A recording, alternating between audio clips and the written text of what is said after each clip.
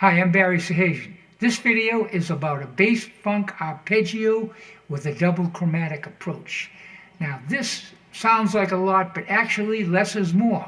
We're not going to be using the third in the arpeggio, which means I can use a minor 7th chord and I can use a dominant 7th chord.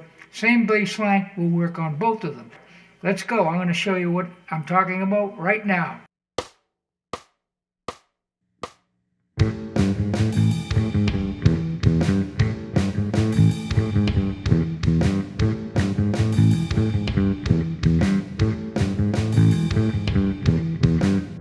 Right now I'd like to quickly break this number 1 down and show you what I'm doing. So what I'm playing is, I'm playing the A on the 7th fret of the D string, and I go down to this flat 7 and I play a double chromatic approach back to that note. Next I add an octave. Then we go back up and we play a chromatic approach from the root to the flat 7. 5th, flat 7, sounds like this.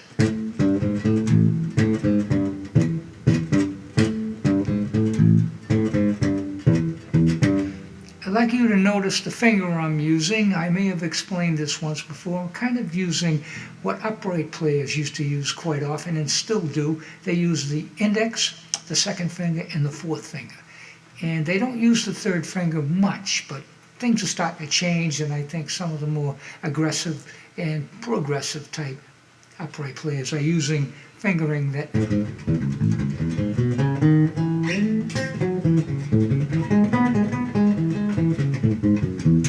you play lines like that, you need to use all 4 fingers.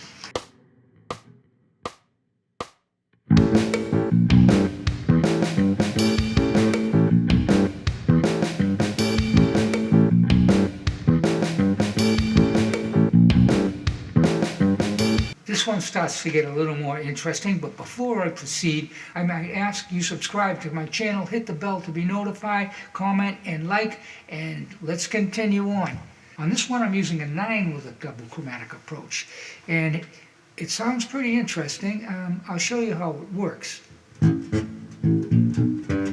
That's the first few notes. So you hit an octave, and then you hit a root to the 9.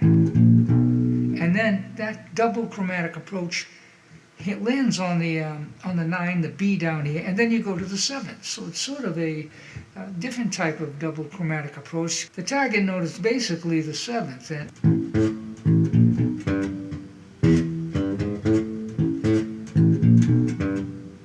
I like that, going from the root, approaching the 9, and then up to the 7th.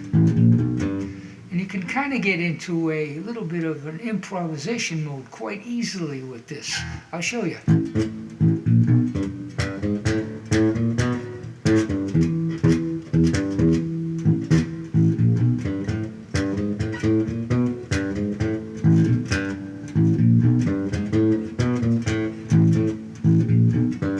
You can easily play around with that.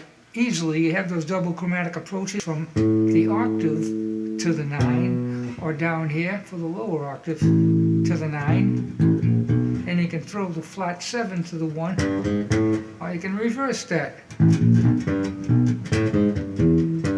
That's pretty nice. So there's a lot of places to go with this, but you know, I'm not going to take the time to show you those. I urge you to learn this and experiment yourself, just using those elements. Also, I'd like to note that I haven't showed you how this works with the minor 7 triad, and I'd like to do that right now. I'll play this line, and we're going to put a minor chord behind it and see what you think.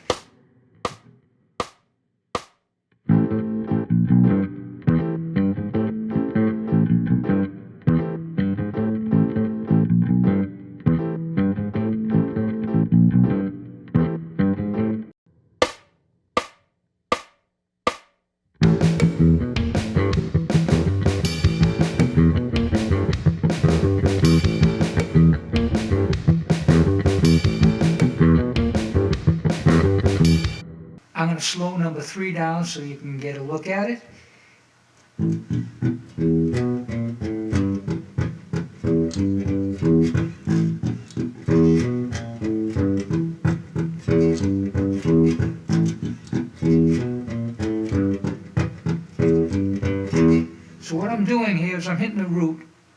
with my index, and then I jump over to the 7th fret with the E, the 5th, and I use my index again, and I'm in position to reach my 9, which is here. And that's where the double chromatic approach going back to the root is going to happen. And I add the 7th. Double chromatic approach to the root to the 7. Throw some dead notes in between, and there you have it.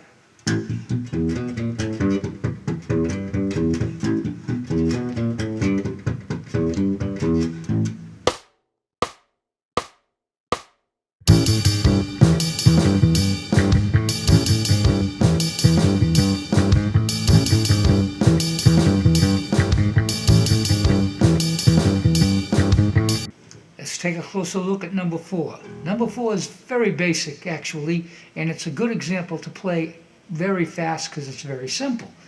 All it includes is a double chromatic approach from the root to the flat 7, and then the other way, from the flat 7 to the root. Goes something like this. I'll play it slow. We'll talk about it.